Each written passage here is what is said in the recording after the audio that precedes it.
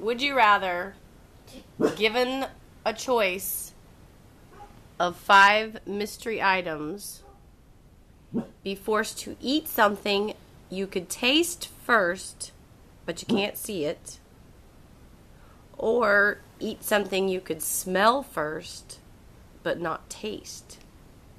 So you taste it, not...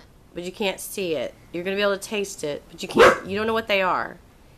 Or you could eat something that you could smell it first, but then once you eat it, you can't taste it while you're eating it. Doesn't make any sense.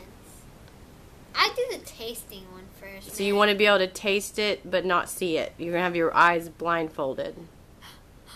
Yeah, you might taste the wrong thing, like some soap or something. But that'd be funny. I guess soap. You're forced to eat it, so you have to eat it. You have to swallow it. What? That make I'd you... only do that if it was not poisonous. Boo! Okay, that sounds reasonable. Oh, see, come on.